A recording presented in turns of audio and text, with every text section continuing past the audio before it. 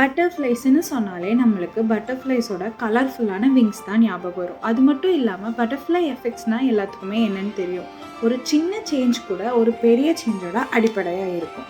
Butterfly effect மட்டும் பட்டர்ஃப்ளையோட phenomenal கிடையாது. அதோட பயாலஜிக்கல் ப்ராசஸ்மே ஒரு ஃபெனாமினலானது தான். அது எப்படி அப்படின்னா, பட்டர்ஃப்ளை ஒரு cold blooded insect. Cold blooded இன்செக்டாக இருக்கிறனால இதனால நைட் நேரத்தில், குளிர்காலத்தில், இந்த மாதிரி நேரத்துலலாம் அதோட மசில்ஸ் எல்லாம் ஃப்ரீஸ் ஆகிடும்.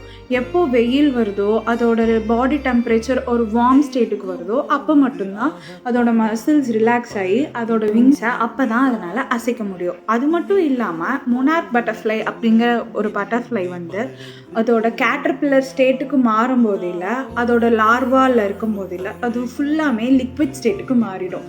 ஸோ அது ஒரு கேட்டர்பில்லராகவும் இருக்காது, ஒரு பட்டர்ஃப்ளையாகவும் இருக்காது, உள்ள ஒரு லிக்விடாக தான் இருக்கும்.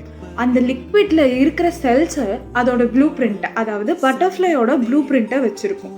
அது மட்டும் இல்லாமல் அது பட்டர்ஃப்ளையாக சேஞ்ச் ஆனதுக்கப்புறம் கூட அதோட கேட்டர்பில்லர் ஸ்டேட்டை அதனால் ஞாபகம் வச்சுருக்க முடியும்.